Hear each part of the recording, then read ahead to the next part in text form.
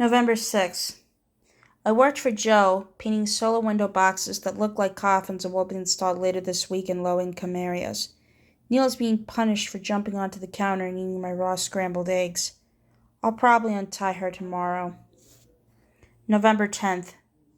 We begin installing the solar window boxes in Garner, where everyone has either ceramic animals or junk cars in their yard. The first woman whose house we went to lives with her husband and her father, who has cancer. She told us that with bursitis in both shoulders, it's difficult to raise her window, and of course pa's no help, what with the cancer and all. When we arrived, she put 2 of her 3 dogs in the cellar. They commenced barking and she yelled, "Peanut and Pee-wee, y'all need to shut up!" Finally, she opened the door a few inches, and when the dogs stuck their faces through, she kicked them into silence.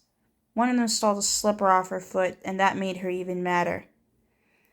The woman said that $100 worth of heating oil now costs $175, and that she don't know what the hell Ronald Reagan is doing to us poor people. Did we know? She asked. The last stop of the day was behind the Purina plant. I'd never been to that neighborhood. Every house we went had TVs on. The window boxes are easy to install. Tomorrow we'll do more. Today it was seasonably cold and the sky was white. November 11th. At the rural houses we stopped at today, the men wore overalls. One gave Bobby a mess of collards for his wife. A mess of collards, he said, spells good sex.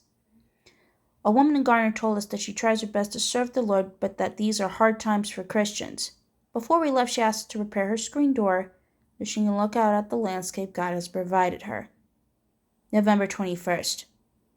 A friend of Susan Topliker was hit by a cinder block thrown from a passing truck. He'd been walking along the side of the road, and the cinder block broke several ribs.